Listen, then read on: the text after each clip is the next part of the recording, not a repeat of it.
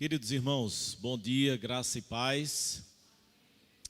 Nós temos certamente muitos motivos, irmãos, para agradecer, para louvar, para exaltar o nome do nosso Deus. Ele tem sido gracioso, Ele tem sido bondoso para com as nossas vidas. É bem verdade, irmãos, que nós enfrentamos nossas lutas, nossos problemas, nossas dificuldades. E enfrentamos essas lutas e essas dificuldades nas áreas mais variadas e distintas da nossa vida. Alguns enfrentam lutas no físico, né, com enfermidades, outros enfrentam no relacionamento familiar, outros enfrentam na empresa, no trabalho, na profissão, outros, às vezes espiritualmente, não é? Nós enfrentamos nossas lutas também, quando muitas vezes nós vivenciamos aquele tempo de frieza, de apatia espiritual, quando nós não temos muito deleite na oração, na leitura da palavra, não é? Então se cada um aqui viesse aqui no microfone partilhar alguma luta, alguma dificuldade que passa, a gente ia ver a variedade.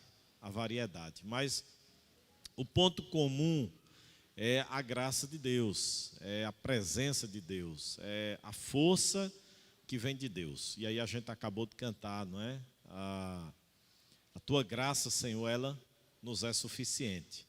A tua graça nos basta.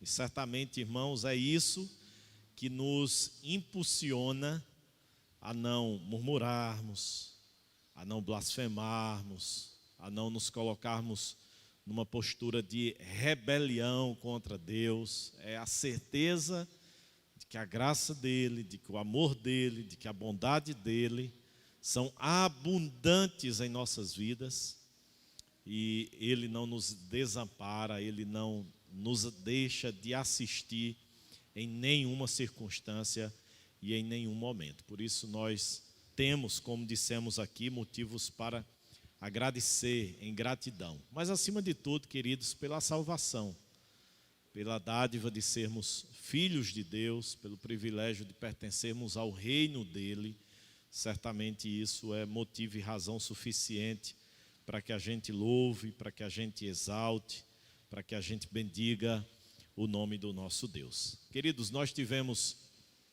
o encerramento ontem à noite do nosso simpósio da Reforma Protestante. Foi um tempo muito bom, muito proveitoso.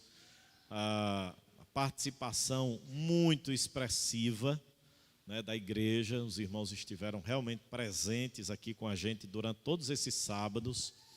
Tivemos também na quarta-feira à noite o culto ao ar livre, fora as nossas atividades regulares, terça-feira e quinta-feira, né, nosso estudo bíblico e nossa reunião de oração. Então nós louvamos a Deus porque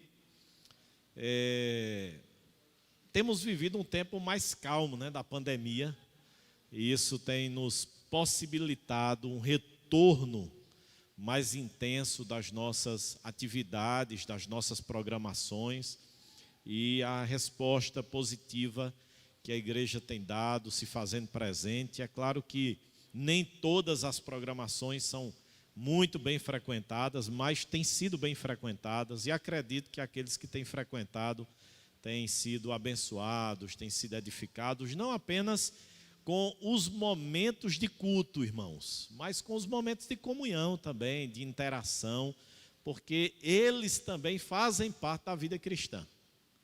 Não é? O culto público, o momento do louvor, o momento das orações, da ministração da palavra, mas esses momentos que nós temos antes e depois, não é, dos cultos, das programações, onde nós podemos interagir, nós podemos estreitar os nossos laços de relacionamento com o nosso irmão, com o nosso próximo, e isso também é edificante, isso faz parte, não é? Isso faz parte da nossa vida cristã.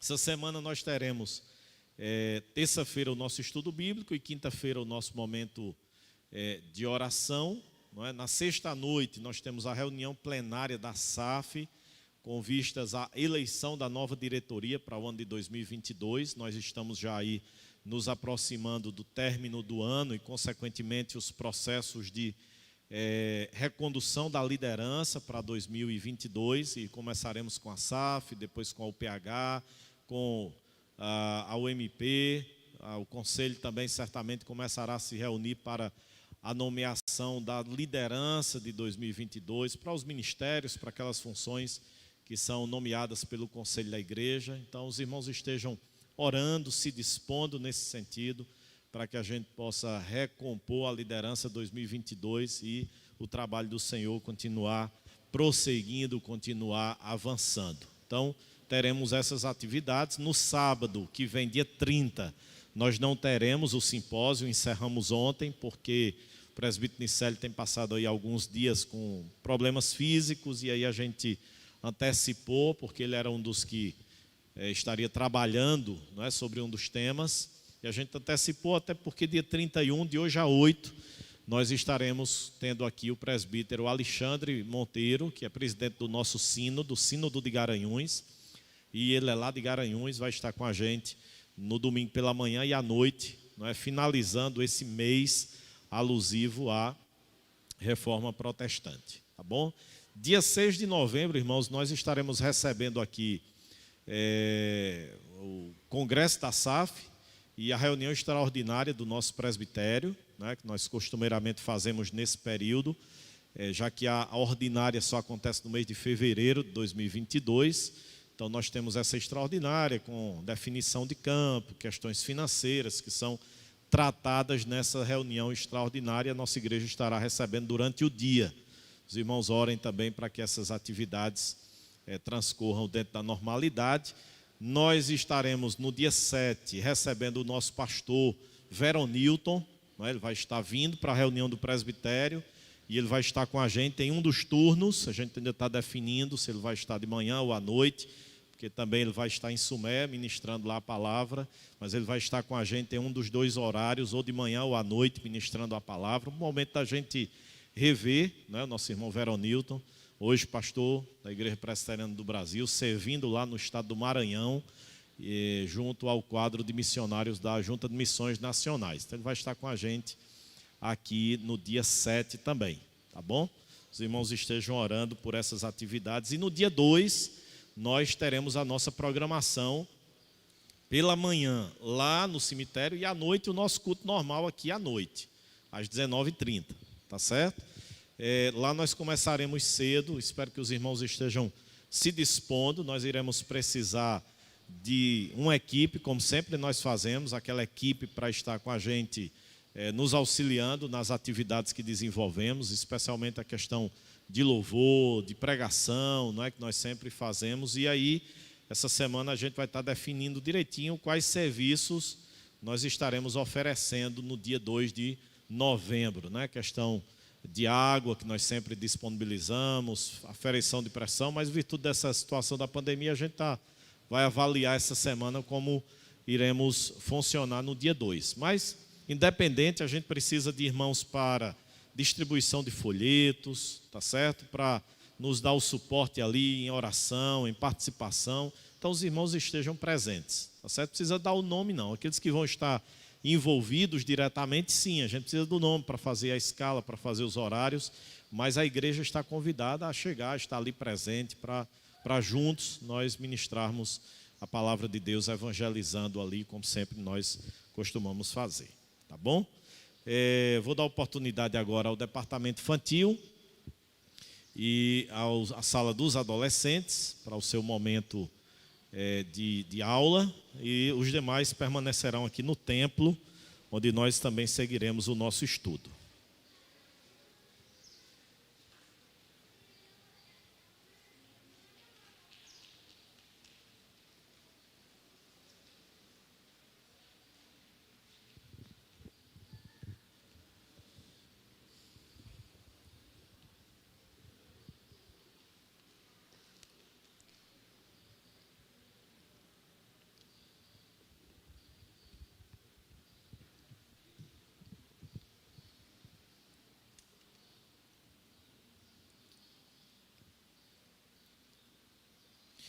Sim, irmãos, um lembrete Os irmãos que intencionarem batizar seus filhos, certo? Também algum outro que queira fazer batismo ou profissão de fé, a gente vai começar agora a reunir o conselho para tratar sobre isso. Mas os menores, né, batismo infantil, a gente vai começar a ter agora em novembro, dezembro também. Se mais alguns, já temos marcado aí alguns batismos infantis, mas se porventura os irmãos desejarem, me procure para que a gente possa agendar e promover esses momentos, tá bom? Muito bem, irmãos, nós vamos adentrar hoje, trabalhar hoje, se assim o Senhor nos permitir, capítulo 18 da nossa confissão de fé. E a pergunta que a gente precisa fazer nesse capítulo é possível ter a certeza, a convicção da nossa salvação? É possível isso acontecer? Se é possível isso acontecer, quais são os instrumentos, quais são os meios, quais são os sentimentos que norteiam essa convicção e essa certeza? Por quê? Porque, a priori, ela pode nos parecer soberba, presunção, arrogância. Como é que você diz que é salvo? Como é que você tem convicção da sua salvação? Você se acha muito bom para ter essa convicção, para afirmar que você é salvo. Porque costumeiramente, quando a gente pergunta às pessoas, você tem certeza da sua salvação? Qual é a resposta delas? Quem sabe é Deus. Quem sabe é Deus. Eu não sei se eu fiz por onde merecer. Não é? Então, essa é uma resposta muito fácil da gente encontrar. Inclusive, irmãos, essa é uma pergunta muito, muito útil para uma conversa inicial evangelística. Certo? Essa é uma pergunta muito útil. Por quê? Porque às vezes a gente vai evangelizar e a gente trata muito sobre religião, né? Você é católico? Qual é a sua religião? Ou a gente já entra no ponto da idolatria, né? Olha, a gente chega numa casa, como a gente em alguns momentos já fez aqui no Serrote, em Sumé, né? De porta em porta. Quando a gente abre ali a porta e a gente vê aquelas imagens, às vezes algumas pessoas já partem para aquela evangelização bem agressiva, né? Olha, essas imagens aí não salvam e tal. Mas a gente precisa ter pontes, não é, para que a gente possa travar a evangelização com as pessoas e fazer isso de uma forma saudável, né, de uma forma correta. E questionar a pessoa a respeito da sua salvação ou da certeza da sua salvação é uma dessas perguntas. Porque aí a pessoa não vai entrar no aspecto de religião, de igreja, porque quando entrar você diz, não, eu não estou perguntando se você é da igreja X, não. Eu não quero saber se você é da igreja, não. Eu quero saber se você tem certeza da sua salvação. Você tem certeza da sua salvação? E aí é uma pergunta muito propícia para que a gente possa iniciar um processo de evangelização. Vamos abrir, irmãos, a nossa Bíblia num texto inicial, depois a gente vai recorrer a outros textos. Mas vamos abrir a nossa Bíblia em Hebreus. Eu acho interessante quando às vezes algumas pessoas vão pregar em Hebreus, aquilo que eu estava falando esses dias, né? É sinônimo e sintoma às vezes da precipitação ou da imaturidade na pregação. Irmãos, se os irmãos lerem grandes teólogos, mas grandes, eu não estou falando de pequenos não, os irmãos vão ver que eles vão dizer lá que Hebreus é muito difícil precisar o autor humano. Então é melhor ficar sempre na autoria divina. Aí tem às vezes aqueles que chegam já vomitando ou querendo vomitar conhecimento. Não, Hebreus foi escrito por Paulo. Não sabe nem ler uma palavra em grego para comparar o grego de Hebreus com o grego das cartas de Paulo. Já chega arvorando conhecimento, firmeza, convicção. Foi Paulo que escreveu a carta. Ora, os grandes estudiosos não conseguem precisar, irmãos. Imagine a gente, né? Então, mas humildade quando a gente fizer alguns comentários em relação a alguns textos e alguns livros. E aí Hebreus é um desses. Humanamente, uns dizem que é Paulo, outros dizem que foi outros autores. Humanamente a gente não sabe, a gente sabe divinamente. Quem foi divinamente? O Espírito Santo. Certo? Mas só um parêntese aqui para a gente pensar sobre a autoria de Hebreus. Mas vamos lá. Hebreus 6, irmãos, versículo de número 11 e 12, depois versículo 17 ao 20. Vamos lá? Desejamos, porém, continue cada um de vós, mostrando até ao fim a mesma diligência para a plena certeza da esperança, para que não vos torneis indolentes, mas imitadores daqueles que pela fé e pela longanimidade herdam as promessas. Versículo de número 17 até o 20, vamos juntos? Por isso Deus, quando quis mostrar mais firmemente aos herdeiros da promessa a imutabilidade do seu propósito, se interpôs com juramento, para que mediante duas coisas imutáveis, nas quais é impossível que Deus minta, forte alento tenhamos nós, que já recorremos para o refúgio, a fim de lançar mão da esperança proposta, a qual temos por âncora da alma, segura e firme, e que penetra além do véu, onde Jesus, como precursor, entrou por nós, tendo se tornado sumo sacerdote para sempre, segundo a ordem de Melquisedeque. Outro parêntese, irmãos, não é o foco do estudo, mas o texto nos permite. Jesus é da descendência de quem? Da ordem de quem? De Melquisedeque. Quem é Melquisedeque? A gente vai lá para Gênesis. Aí o que foi que Abraão fez com Melquisedeque? Ofereceu o dízimo. Aqui é só um ponto, porque os contra o dízimo dizem que o dízimo é da lei. Hebreus nos mostra que Jesus é da ordem de Melquisedeque. Melquisedeque recebeu o dízimo de Abraão antes de Deus dar a lei a Moisés. Então o dízimo é da lei, mas ele também é o quê? Antes da lei e depois da lei. Então o dízimo está antes da lei, o dízimo está na lei e o dízimo está depois da lei. Por quê? Porque Hebreus está falando agora do pós-lei cerimonial. Aquilo que eu tenho dito. O Levítico do Novo Testamento é Hebreus. A gente, quando lê o livro, naquela leitura anual, quando a gente lê Levítico, a gente deveria, ao terminar Levítico, ir para Hebreus.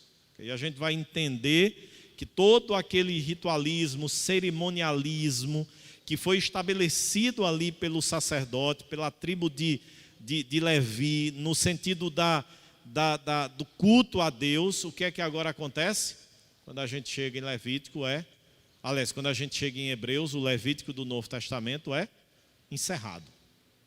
E agora o culto é, digamos assim, tirado todo aquele cerimonialismo. Eu não digo desmistificado, porque não era mistificado no Antigo Testamento. Era apenas repleto de cerimonialismo, porque aquele cerimonialismo tinha o propósito de apontar para Jesus. Todos os utensílios e todos os objetos e toda aquela estrutura e todo aquele ritualismo apontava para a obra e a pessoa de Jesus. É por isso que Hebreus vai remeter muito a essas figuras, a essas imagens, a esses tipos do Antigo Testamento, mostrando que em Cristo tudo isso agora encerrou. E nós podemos nos aproximar do trono da graça de Deus confiadamente, porque nós temos um sumo sacerdote, que é Cristo Jesus, que se compadece de nós. Fechou aqui o parênteses, irmãos, vamos lá. Capítulo de número 18, vamos para a primeira sessão sobre a certeza da salvação. Vamos ler juntos? Assim, ainda que, vamos lá, irmãos? Não vou ler não, os irmãos vão ler lá para mim.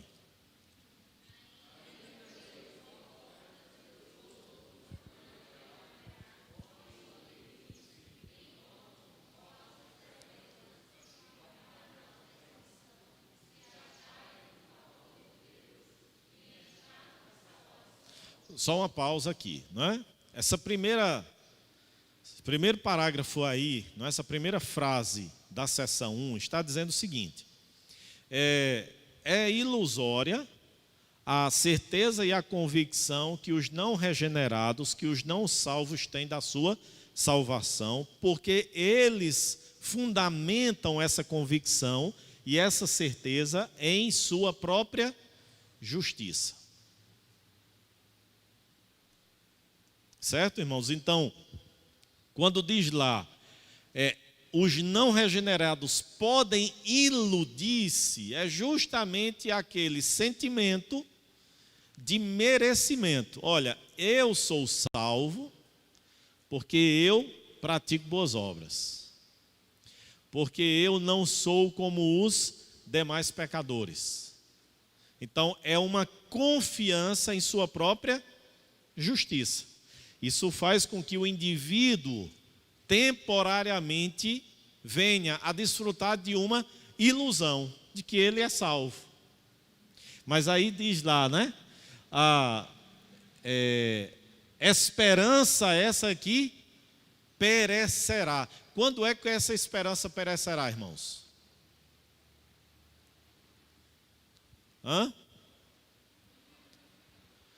Não. Na morte. Porque antes da consumação, pode acontecer da vida da gente ser ceifada, da gente morrer. E aí a gente precisa entender, irmãos, que quando alguém morre, só há dois caminhos. E Hebreus trata sobre isso. Ou o céu, ou após a morte segue-se o juízo. Então não há a doutrina do purgatório, a gente até trabalhou um pouquinho sobre isso ontem à noite. Não há doutrina do purgatório. E não há Barbosinha. Barbosinha me fez uma pergunta esses dias. E eu gosto de perguntas porque é fruto de quem lê a Bíblia, não é? E Barbosinha perguntando a respeito da questão do sono, né? Dormir, alguns que dormem. Ele disse que lendo o Novo Testamento, né, Barbosa, ouviu essa expressão e ficou com dúvida. E aí a oportunidade para a gente explicar para Barbosa e para todos nós novamente. Quando a Bíblia fala sobre sono, a Bíblia está falando ali de forma o quê? Figurada, é uma figura de linguagem, chamada de eufemismo. Ok? Quando a gente diz assim, fulano descansou, fulano fez o quê? Morreu.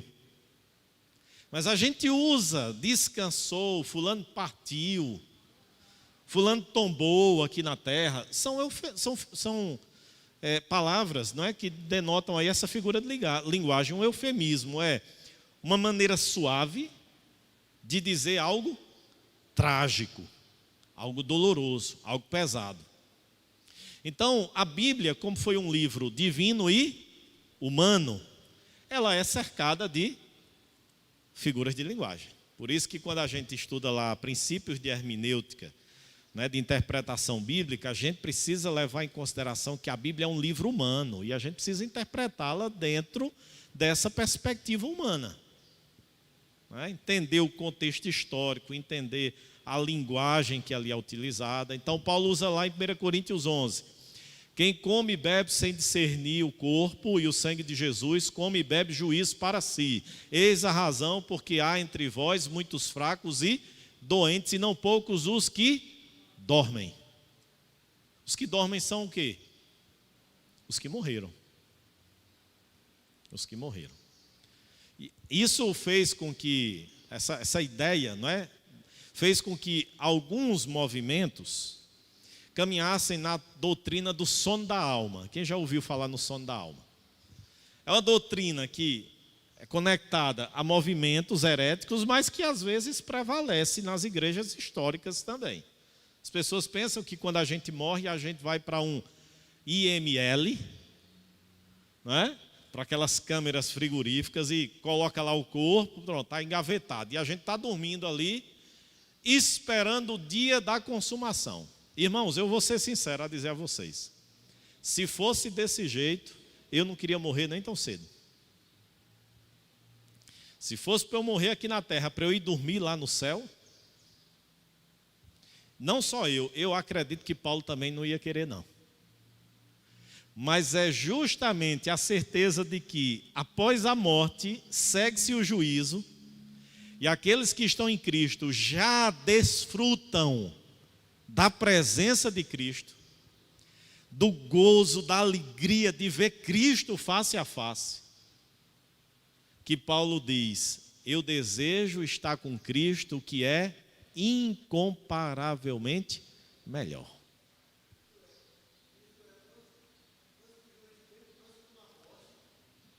Antes, o juiz final, Barbosa, é apenas a consumação, onde finalizará esse processo com a ressurreição do nosso corpo, para que ele seja agora revestido de incorruptibilidade. E nós nos assemelhemos ao estado de Adão e Eva, lá no princípio sem pecado. Matéria, o corpo, e alma / espírito, em plena e total harmonia com Deus para toda a eternidade. Mas quando nós morremos aqui, o corpo volta ao pó de onde ele veio, aí há o processo de decomposição, mas a parte material, ela já desfruta da presença de Cristo, do serviço a Cristo. Eu não tenho nenhuma dúvida que minha mãe já faz 4 anos que está lá, que pastor Eudes está lá, e que tantas outras e outras pessoas, que Janielma está lá, que Ana Sofia está lá, desfrutando da presença de Cristo. Não estão numa gaveta dormindo e esperando o dia de Cristo terminar e finalizar a sua obra, não. Já estão desfrutando da presença de Jesus. Sim, irmã Luzneto.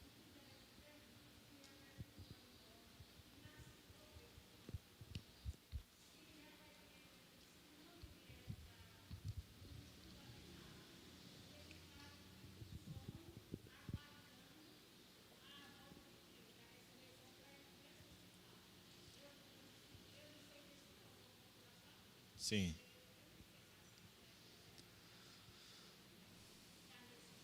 Ficar dormindo, inerte, inativo, não é? E aí, os irmãos concordam comigo? Que se a gente ficasse num estado de sono, de dormir, Paulo não ia dizer isso. E aí, vamos lá. Quando aquele ladrão, era o da esquerda ou da direita, irmãos? Hein? É da direita? Está dizendo isso no texto? A gente diz, né? A gente diz, ladrão da direita ou da esquerda. Hã? Sim. Mas não diz qual é o da direita ou da esquerda, né? Diz que Jesus estava no meio e um deles olhou e disse assim, Senhor Jesus, lembra-te de mim quando entrares no teu reino. E Jesus responde dizendo o que para ele? Hoje mesmo tu estarás numa cama dormindo, hoje mesmo estarás comigo no paraíso. Hoje mesmo estarás comigo no paraíso. Uma relação, irmãos, de desfrute, de bem-aventurança, de alegria. Isso, irmãos, para Pedro, que a gente está estudando no domingo à noite, era extremamente confortador. É isso que Pedro fala de esperança viva. É a certeza, a convicção de que quando a vida terminasse aqui, por isso que ele diz, nós somos peregrinos e forasteiros. Em terra estranha nós estamos, porque a nossa pátria é uma pátria celestial. Então é por isso que Pedro não temia a morte física e a gente não deveria temer a morte física. Sabe para quem é que a morte física é dolorosa? Para quem fica vivo. Para quem fica vivo. Mas para quem parte em Cristo, a morte física é a culminância do objetivo da nossa existência. A culminância. É o momento final. Porque que a gente agora vai estar com Cristo. Agora, a questão é, nós nos enraizamos nessa terra e não queremos muitas vezes partir e estar com. Pastor, a gente deveria então desejar a morte física? Não, irmãos, não é isso. Fazer de tudo para morrer? Não, não é isso. Os nossos dias estão escritos e determinados por Deus. Eu não adio nem antecipo a minha morte. A gente às vezes olha e diz assim: rapaz, fulano morreu cedo demais, ou fulano abreviou a sua morte. Os irmãos acreditam nisso? Nossos dias estão escritos e determinados por Deus. Quando eu digo nossos, eu não estou falando só dos crentes, não. O ser humano.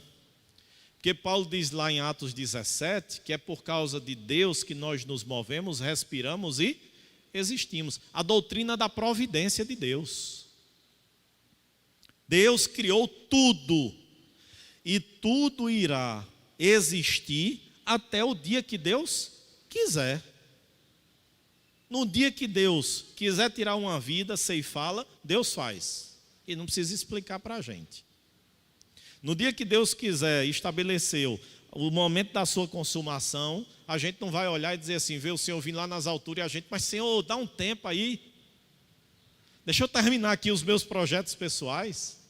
Deixa eu concluir aqui os meus sonhos, Senhor. Deixa eu terminar aqui, Senhor. Eu estou terminando. A gente nem... Se bem que o reverendo Ronaldo Lindório usa uma expressão bem interessante, não para antecipar a vinda de Cristo, mas para mostrar a importância da evangelização. Porque Jesus diz lá em Mateus 24, e será pregado o evangelho do reino por todo o mundo, então virá o fim. Aí o reverendo Ronaldo Lindório diz, quando a igreja evangeliza intensamente, faz missões, a igreja está dizendo, Maranata, ora vem Senhor Jesus. A igreja está dizendo, volta logo Jesus. Não é? Sim, irmã Luz, né? Como é?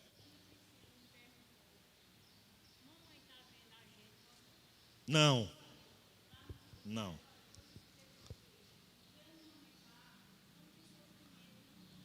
Isso.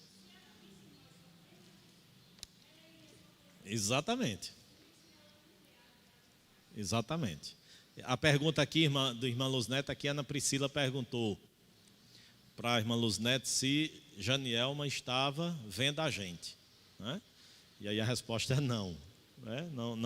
Não há comunicação. Não se preocupe não, quando alguém morrer não vai vir de noite puxar o seu pé não da cama ou da rede, tá certo? Nem vai dar ajudinha para a gente, não, né? Como o pessoal, não, meu pai e minha mãe estão vendo lá do céu, está me ajudando, não é? Não, essa relação não há, irmãos, essa relação não há.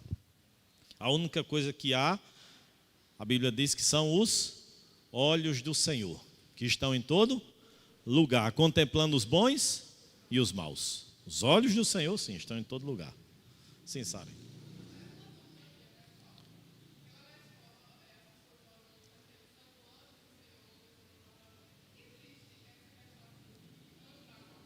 Não. Não existe anjo da guarda. O que a gente vê na Bíblia, não é? São os anjos como criaturas de Deus, não é? Que executam as ordens de Deus. Então, o Senhor dará ordem aos seus anjos para que te guardem, não é? No sentido de que são seres que estão debaixo do comando de Deus para executar as ordens de Deus. Mas não nesse sentido, eu tenho um anjo da guarda. Não, isso aí não. Se a gente usar metaforicamente, né, o anjo da guarda da gente é Jesus, né? Ele que nos guarda. Aí eu vou mais para a expressão do Salmo 121, né? O Senhor guarda a nossa entrada, guarda a nossa saída. O Senhor, esse guardião de Israel, não dorme, não cochila. É Ele que te guarda, desde a tua entrada até a tua saída. Muito bem, irmãos, vamos lá.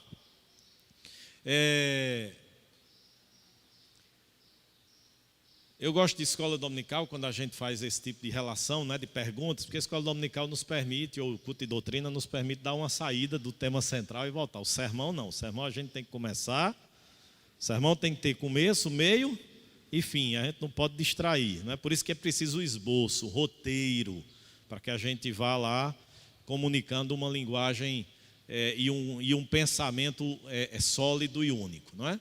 Mas vamos lá, aqui, voltando. Esperança que perecerá, a gente já viu na morte, certo? Contudo, vamos continuar lá? Contudo, os que verdadeiramente creem no Senhor Jesus e o amam com sinceridade, procurando andar diante dele em toda boa, ponto aqui. Essa semana eu estava dando uma aula e alguém me perguntou, quando eu tratei sobre esse ponto que a gente falou domingo de manhã. Uma vez salvo, salvo para sempre. Então eu posso viver de todo jeito. Olha lá. A certeza da salvação nos faz crer em Jesus e nos faz amá-lo com sinceridade, fazendo o quê? Procurando andar diante dele em toda boa. A salvação nós não vemos, mas nós vemos as obras, que são o quê? Frutos da salvação. A gente não pode falar a respeito da salvação de alguém no sentido de percepção, de enxergar, de ver. Não é o levantar a mão. Ontem Edmilson levantou a mão de novo aí, né? Se convertendo de novo. Mas brincadeira, irmãos. Estou só dizendo isso porque a gente convencionou conversão a levantar a mão. Nada a ver. Inclusive a gente pode levantar a mão na hora do louvor, viu? Adorar a Deus, se porventura assim quiser. Mas assim, o aspecto a gente salvo, a gente convicto de que a gente está nas mãos de Deus e nada pode nos arrebatar, não nos autoriza a vivermos de qualquer jeito. Por quê? Porque a gente vai procurar andar em boa consciência. Certo? E o que é boa consciência? É a certeza de que nós estamos em tudo procurando agradar aquele que nos salvou, que foi o Senhor Jesus. Passa aí, Tabita, por favor. Vamos juntos lá? Podem, nesta vida, certificar-se de se acharem em estado de graça e podem regozijar-se na esperança da glória de Deus, essa esperança que nunca nos envergonhará, certo? Essa esperança que nunca nos envergonhará. Vamos para a seção 2, que aí eu quero fazer uns comentários depois com os irmãos. Vamos lá? Leiam aí, por favor. Essa...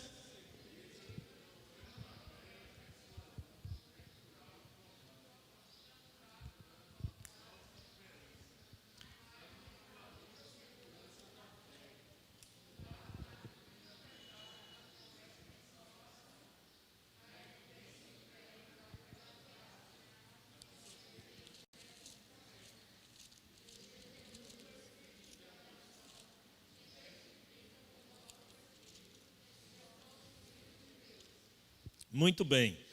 O que é que isso nos mostra, irmãos?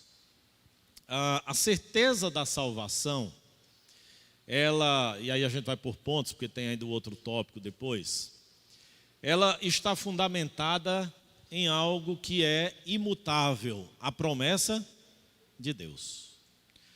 Qual é uma promessa de Deus que está atrelada diretamente, que eu acabei de citar aqui? João, capítulo 10. As ovelhas ouvem a minha voz, eu as conheço e ninguém poderá arrebatar da minha mão. Isso é o que, irmãos? Palavra de Jesus. Promessa.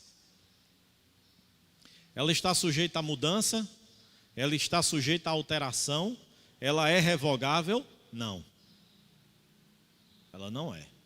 Então, primeiramente, a nossa certeza de salvação, ela repousa sobre as promessas de Deus, que são verdadeiras. Segundo, diz lá, na evidência interna daquelas graças a quem são feitas essas promessas. A convicção que o Espírito Santo de Deus gera internamente na nossa vida de que nós o quê? Somos possuidores dessas promessas. E aí vem o aspecto lá, no testemunho do Espírito de adoção. A gente viu lá atrás, né? Nos capítulos iniciais. Qual foi o método que Deus usou para nos tornar seus filhos? Adoção. Aí o espírito de adoção, ele nos faz convictos. Lembra aquela expressão de Paulo? O Espírito de Deus faz o quê? Testifica com o meu espírito que eu sou filho de Deus. Que eu sou filho de Deus. Então, irmãos, a certeza da salvação, ela é fruto, né, da crença nas promessas de Deus e saber que Deus é imutável, saber que Deus não mente, saber que Deus não revoga. É fruto da evidência de que nós possuímos e somos herdeiros dessas promessas. É fruto do testemunho interno do Espírito Santo, né, de que nós somos filhos de Deus. Vire aí a página, Tabita, por favor. E no testemunho de quê? Desse Espírito que é o penhor de nossa herança, por quem somos selados para o dia da... Abram aí, irmãos, por favor. Efésios capítulo 1.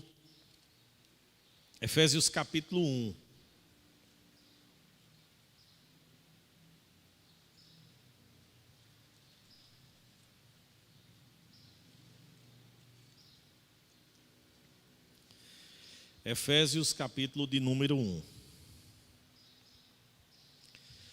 Os irmãos sabem que o capítulo 1 de Efésios trata sobre a doutrina da eleição. Desde o começo. Bendito seja o Deus e Pai de nosso Senhor Jesus Cristo, que nos predestinou, que nos escolheu para a santificação.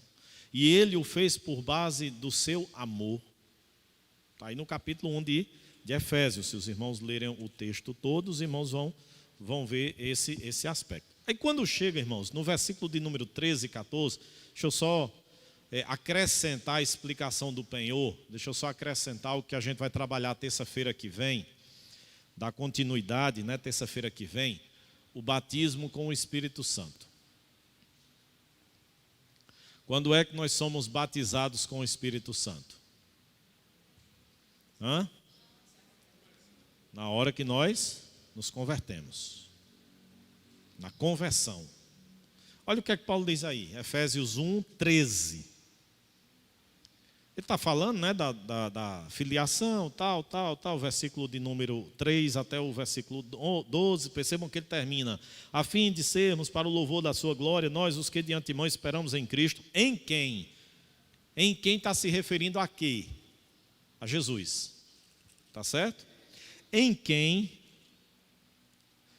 depois que ouvistes a palavra da verdade, o evangelho da vossa salvação, a palavra, a fé vem pelo ouvir o quê? A pregação da palavra, Romanos 10, 17. Tendo nele também crido, nele quem? Em Jesus.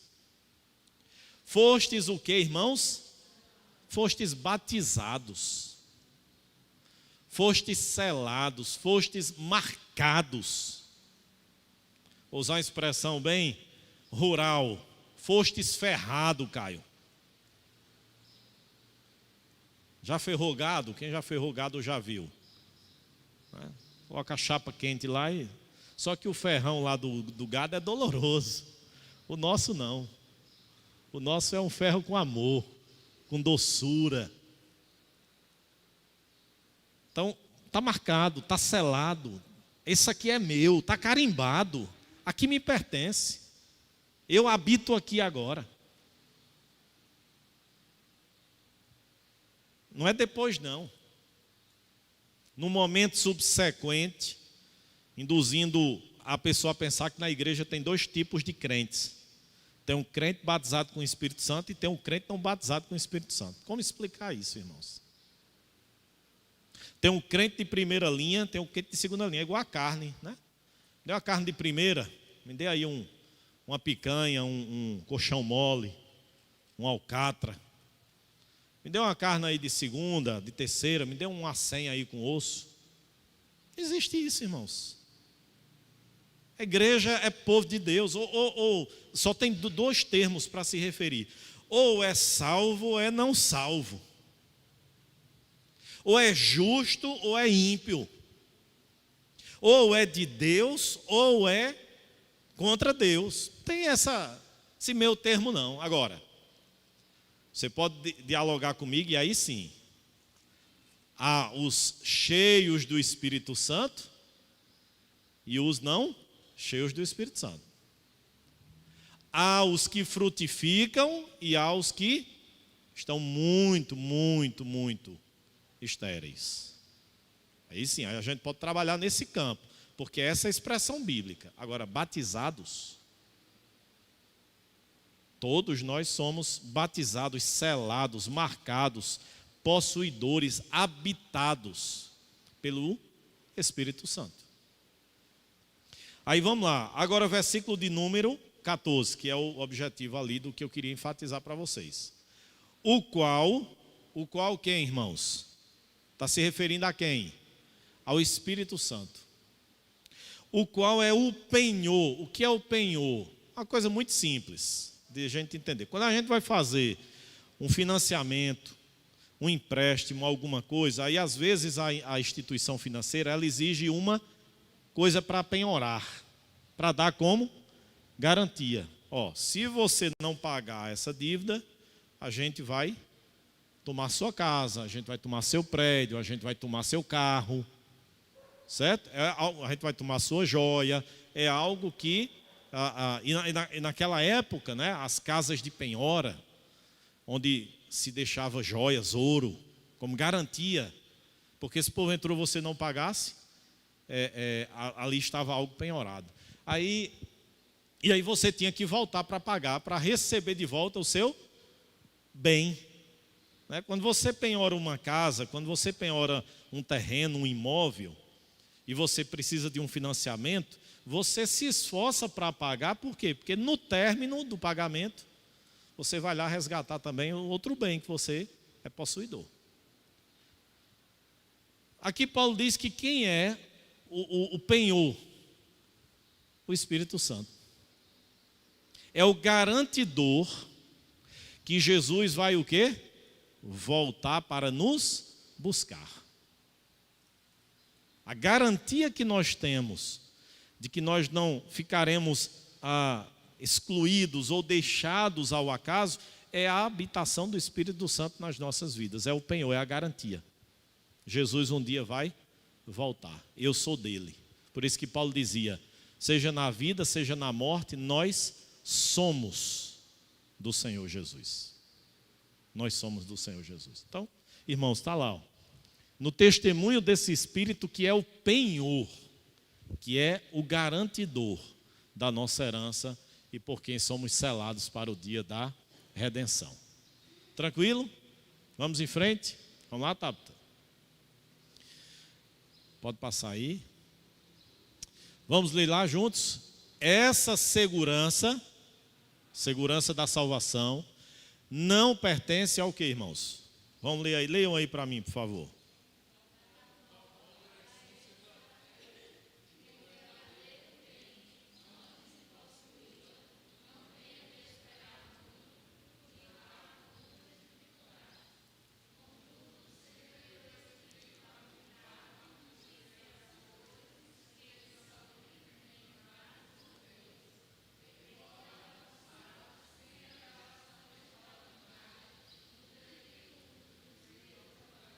Muito bem, vamos lá. Essa segurança infalível, não pertence de tal modo à essência da fé, que um verdadeiro crente, antes de possuí-la, certo? Antes de possuir essa convicção, essa certeza, não tenha de esperar muito e lutar com muitas dificuldades, certo? Contudo, sendo pelo Espírito Santo habilitado a conhecer as coisas que lhe são livremente dadas por Deus, ele pode alcançá-la sem o quê? Sem uma revelação extraordinária, mas por meio das coisas ordinárias. Passe aí, Tabata, por favor. Pois dever de cada crente fazer o quê? Toda a diligência para tornar certa a convicção e eleição. Por meio de quê, irmãos? Quais são os meios ordinários que a gente viu no parágrafo anterior, que nos ajudam ou que fortalecem o crente de modo que ele, usando a sua diligência, ele vai tornar certa a sua vocação e a sua eleição. Qual é? A palavra, os meios de graça, a palavra, a oração, os sacramentos. Isso aqui, irmãos, é o equilíbrio da soberania de Deus com a responsabilidade humana.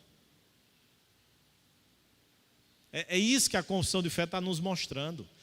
É preciso a gente crer, entender que essa convicção nos é dada por meio do testemunho interno do Espírito, por meio da confiança nas promessas imutáveis de Deus, por meio do Espírito que habita na gente, que é o nosso penhor, mas nós temos responsabilidades. Utilizando-se dos meios lá ordinários, dos meios de graça que Deus nos deu, para que a gente possa confirmar e demonstrar a vocação e a eleição. Volta para o ponto lá. Salvação ninguém vê. O que é que nós vemos? As obras. Os frutos da nossa salvação. Quando a gente tiver naquelas crises existenciais, será que eu sou salvo? Você já se perguntou isso? Às vezes a gente passa por isso. Será que eu sou salvo? Como é que eu posso ter certeza da salvação? A gente precisa fazer essa análise com base nos nossos frutos. Eu estou frutificando? Eu estou produzindo boas obras? Se eu estou frutificando, se eu estou produzindo boas obras, eu posso naturalmente ter convicção e certeza da minha salvação. Se porventura eu não estiver produzindo frutos, mas a nossa boa consciência não é boa, ela está sendo atormentada, é sinônimo também de que nós somos salvos. Certo? Porque, irmãos, tanto os frutos mostram como o não frutificar, mas o incômodo nos faz pensar e ter certeza da nossa salvação. Aquela expressão que a gente usa. O crente pode até pecar, mas ele não peca em paz. Ele peca atormentado. Ele peca atribulado. Ele peca com a sua consciência pesada. Porque ele sabe que aquele caminho não é o caminho que agrada ao Senhor. O ímpio não. O ímpio, ele tem prazer e deleite em seu próprio pecado. E não o reconhece, isso não o atormenta, isso não o incomoda. Mas o crente não. Então frutos, convicção da salvação, não frutos, aquilo ali está me incomodando, aquilo ali está me causando sofrimento, angústia, tristeza. Porque Paulo diz lá em 2 Coríntios que a tristeza produzida por Deus, ou há uma tristeza produzida por Deus. Essa tristeza produzida por Deus, ela nos leva ao arrependimento. E essa é a tristeza para a vida. Mas há uma tristeza que produz o quê? Morte. A gente cita sempre esses exemplos olhando para Judas e para Pedro. Pedro se entristeceu quando negou Jesus, quando pecou. A tristeza de Pedro redundou numa mudança, numa transformação. Lá no Sinédrio judaico, eu não posso parar de falar das coisas que tenho visto e ouvido. Judas, remorso, culpa, arremeteu contra si mesmo. Então, há sim, irmãos, uma produção de tristeza produzida por Deus, não é? Feita por Deus, realizada por Deus, mas ela é para o nosso arrependimento.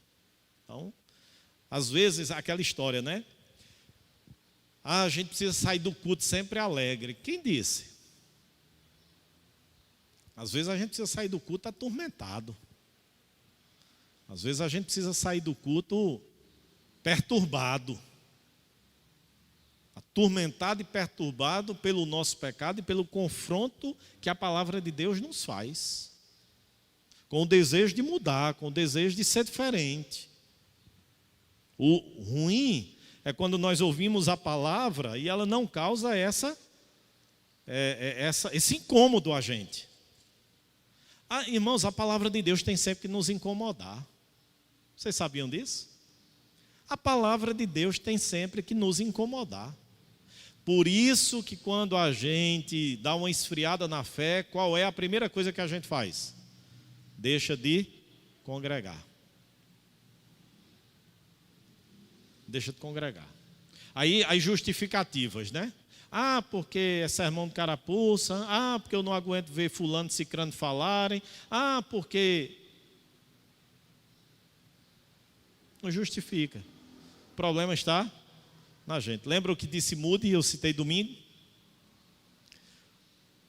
Eu tenho mais dificuldades com Moody do que com qualquer outra pessoa. Ele dizendo a respeito dele mesmo. Será que a gente diz isso hoje, irmãos? Será que eu tenho mais dificuldade com Altino do que com outras pessoas? Essa convicção de que o maior problema nosso somos nós mesmos, ou a gente vive aí atormentado pela síndrome de Adão, sempre responsabilizando e transferindo a responsabilidade a outras pessoas. Então, é algo aqui para a gente pensar. Vamos lá, vamos continuar. A fim de que, vamos lá, irmãos? A fim de que, por esse modo, seja o seu coração, no Espírito Santo, confirmado em paz e deleite, em amor e gratidão para com Deus, com firmeza e alegria nos deveres da obediência, que são frutos próprios dessa segurança. Esse privilégio está muito mais longe de predispor os homens à negligência. Não é? Uma vez salvo, salvo para sempre. Isso me autoriza a pecar? Isso me dá o quê? Predisposição para a obediência e não para a negligência. Aí qual é a força propulsora? Qual é a força propulsora que impulsiona a obediência? A fé é um deles, mas qual outro? A gratidão. Entenderam? A gratidão.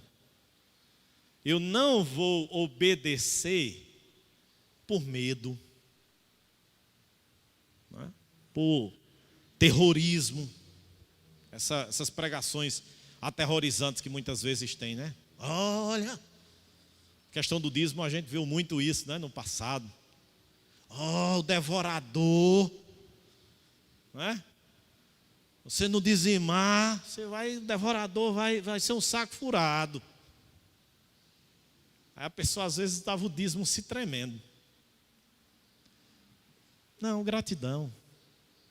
Deus fez, Deus salvou, Deus perdoou.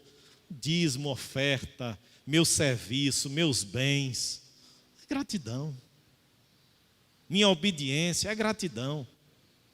Aí quando é gratidão, aí a gente vê João dizendo lá no Evangelho: aquele que ama, obedece.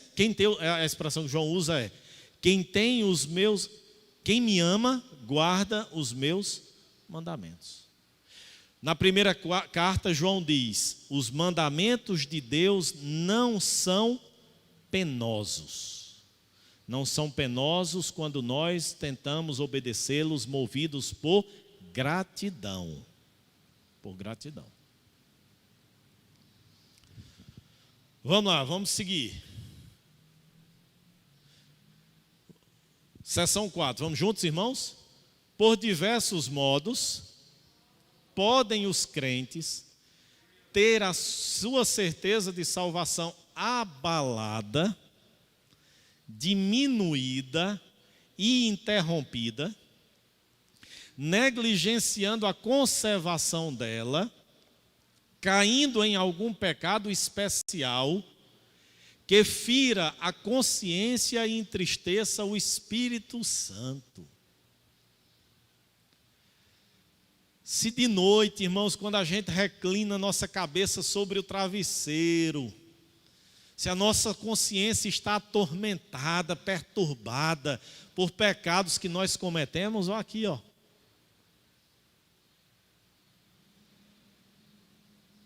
Dúvida, será que eu sou filho de Deus mesmo? Filho de Deus faz isso?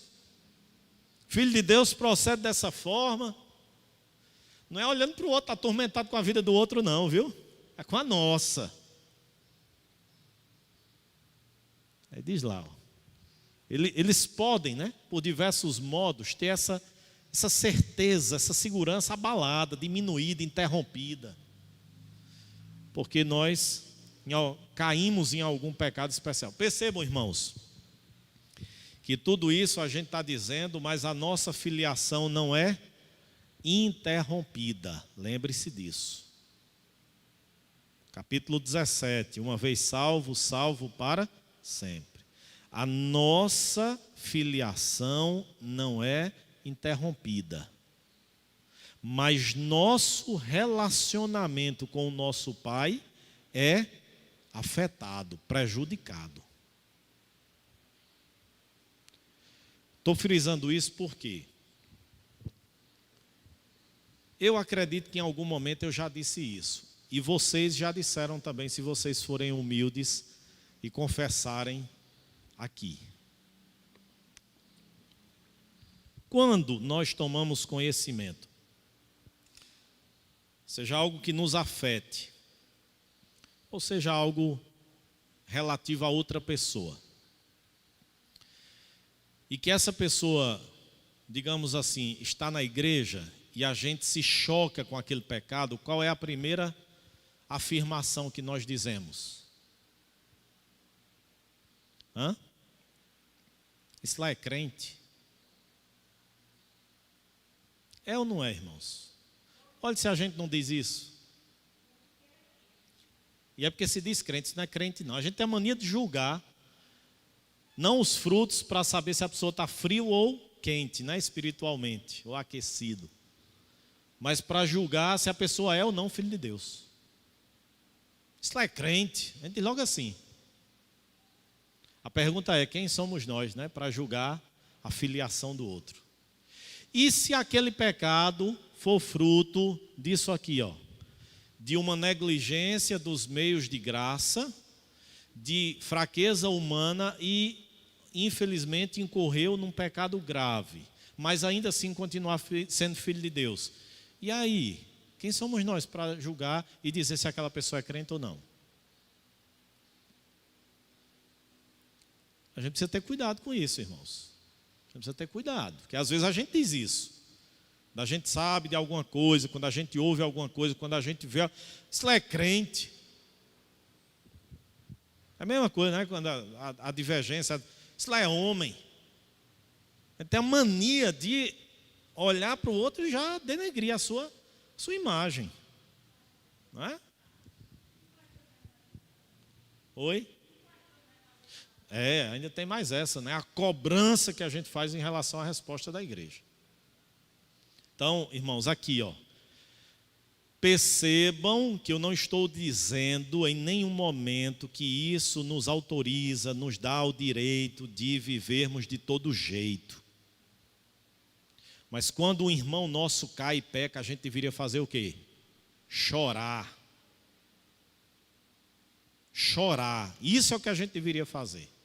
Prantear e lamentar. E sabem, irmãos, por que é que muitas vezes alguém, quando incorre num pecado público, não fica nas nossas igrejas? Porque o nosso olhar é de julgamento. Eu não estou falando da nossa aqui não, viu? Apenas não. Estou falando da igreja evangélica. Estou falando da igreja evangélica. Nós temos uma profunda dificuldade de acolher o caído, de ser mão estendida para reerguer o caído. Nós temos. Então está lá, ó. Cedendo a fortes e repentinas tentações, retirando Deus a luz do seu rosto. Eu usei a expressão que Deus cobre o seu rosto. Deus cobre o seu rosto para a gente. Aí vamos lá.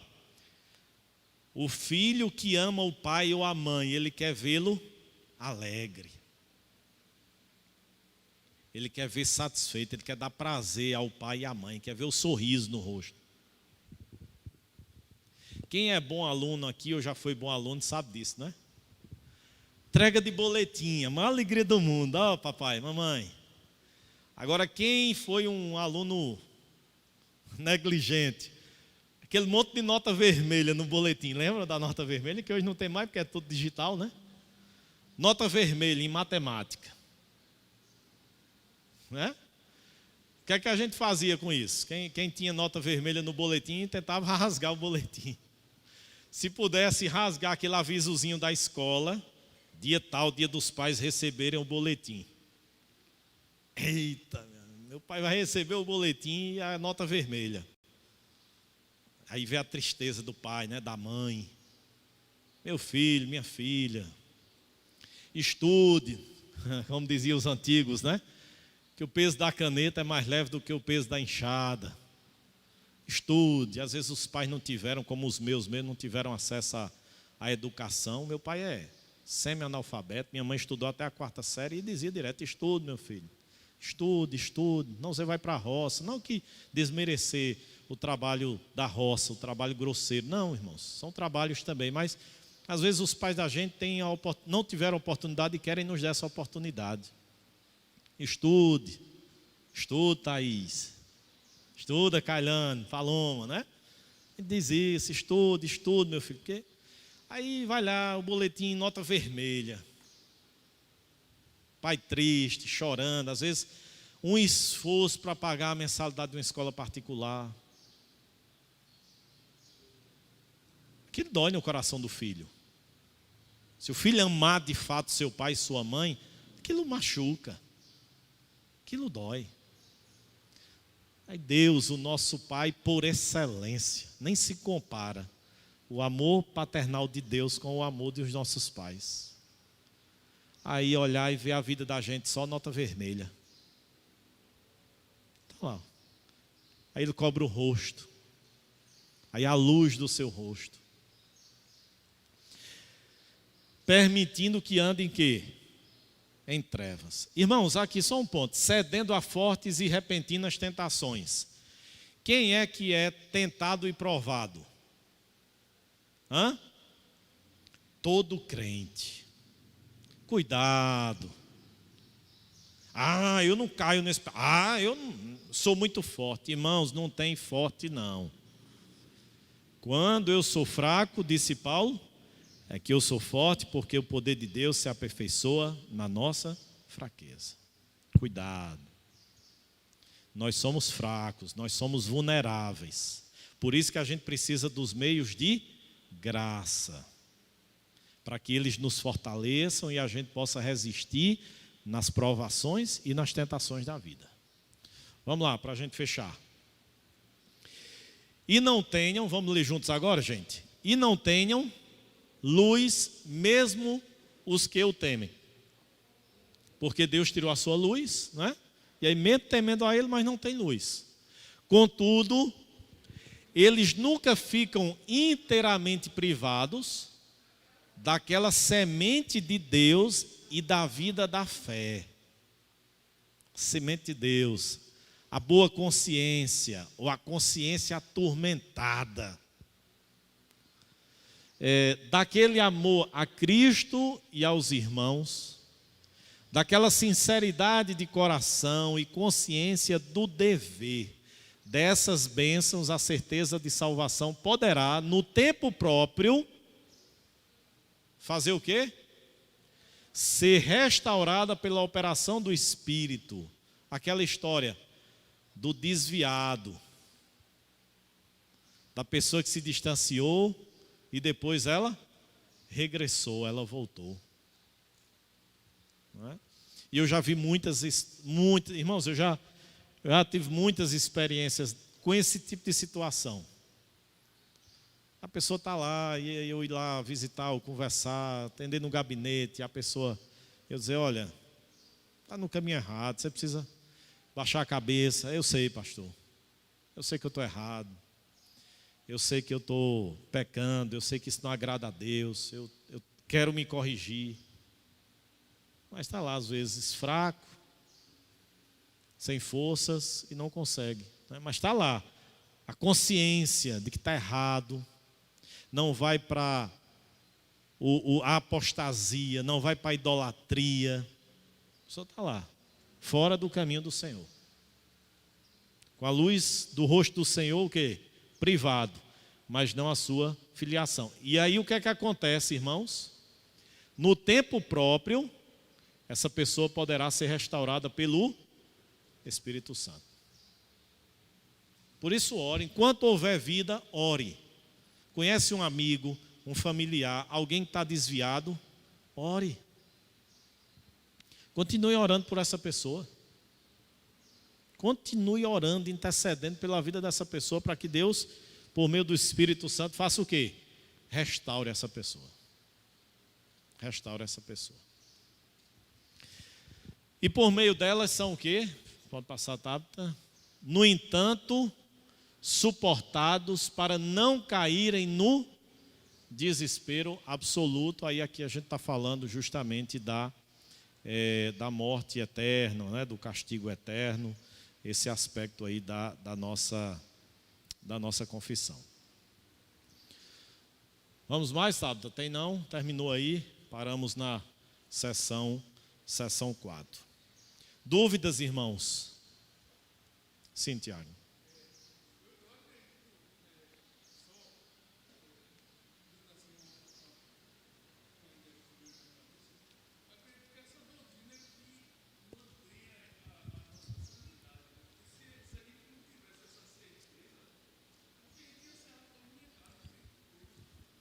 Isso.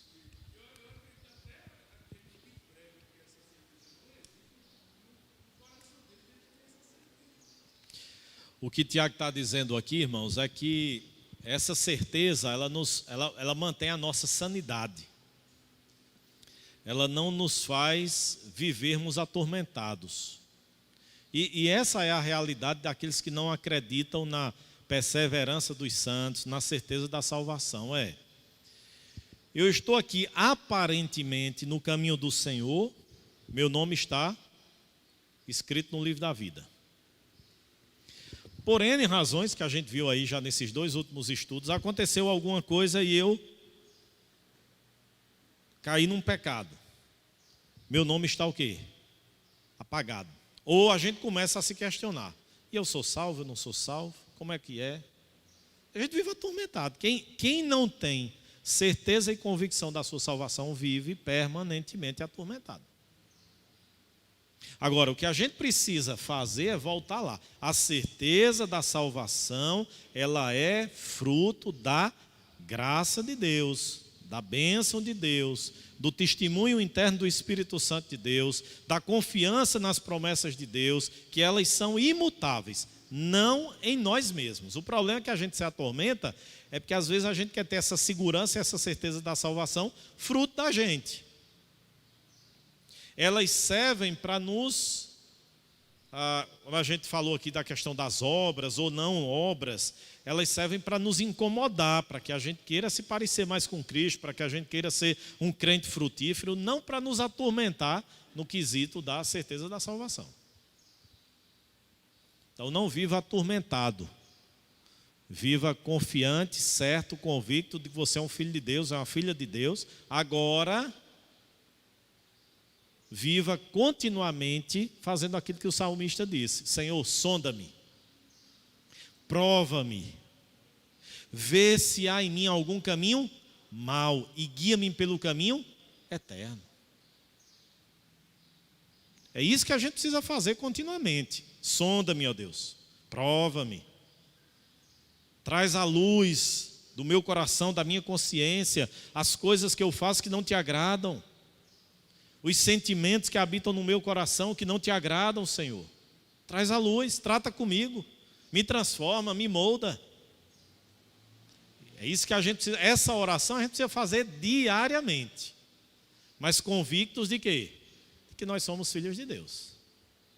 De que nós somos filhos de Deus.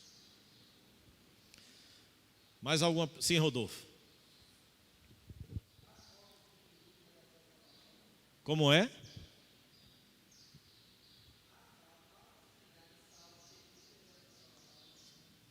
Eu ainda não ouvi. Há a possibilidade de salvos? Sim, sim. Mas isso não é por parte de Deus, é por parte da gente. Quando a gente negligencia os meios de graça, a oração, a palavra, a vida congregacional, certo? Quando a gente alimenta o pecado, certo? Então isso faz com que a gente em algum momento, mesmo sendo um salvo, comece a duvidar da nossa salvação.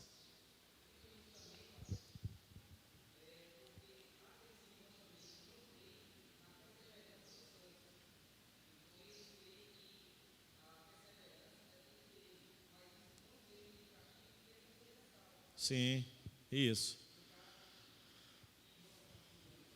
Isso. Só que aí a pessoa labuta muito, né? Porque ela acha que tudo depende dela. Ela não entende que depende dela uma parte, mas e o restante de Deus, né? E também assim, a doutrina da perseverança dos santos não é só que tudo depende de Deus. Parte depende de Deus, mas parte depende da gente. Por isso que a Bíblia fala sobre perseverança. Perseverai na oração. Aquele que perseverar até o fim será salvo. Não é? Há uma ação de Deus. É aquilo que a gente está estudando na carta de Pedro. Versículo 1 do capítulo 1 até o 12, Pedro disse: a salvação é monergística.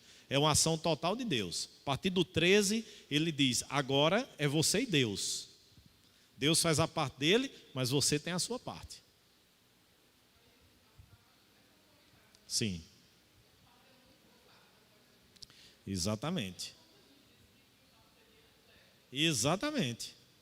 Que era o grande problema, né? Porque a gente lê lá Mateus 11, 28, vinde a mim todos que estáis cansados e sobrecarregados, e eu vos aliviarei, né? Tomai sobre vós o meu jugo, o meu fardo, que ele é leve e é suave. O pessoal pensa que ali Jesus está fazendo um convite a pessoas que estavam sofrendo, crise conjugal, enfermidade, dinheiro. Não.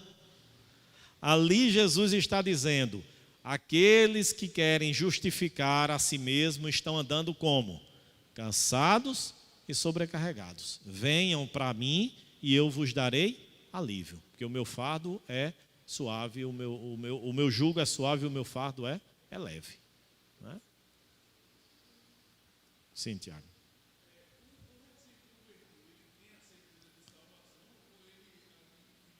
Não, eu acredito que ele tem. Eu acredito que ele tem. A partir do momento que a conversão, e esses pontos eles são intrínsecos aí à salvação. Conversão, regeneração, justificação, adoção, certeza da salvação, convicção de que o Espírito Santo habita na gente, convicção de que nós somos filhos de Deus. Eu até acho que o novo convertido tem mais do que o velho convertido. Não é? Às vezes o novo convertido tem mais essa convicção do que o velho convertido, que se acomodou, que esfriou, que... né? Se acomodou ali, né, irmãos? A verdade é essa. Às vezes a gente está lá, a vida da gente há anos, né, convertido velho na igreja, muitos anos, o cabelo vai ficando branco e a gente vai envelhecendo ali na igreja, mas aquela vida cristã medíocre, né? Não tem prazer na oração, não tem prazer na leitura da palavra, não tem prazer na evangelização, não tem prazer no culto público, não. Está vivendo uma religiosidade, né? Uma religiosidade. Por isso que eu não acredito que o Brasil viva um avivamento. Não acredito. Pelo contrário, nós precisamos de um avivamento. Nós estamos precisando de um avivamento. Mas a gente está vivendo avivamento, não. Mais alguma dúvida? Mais alguma colocação, contribuição?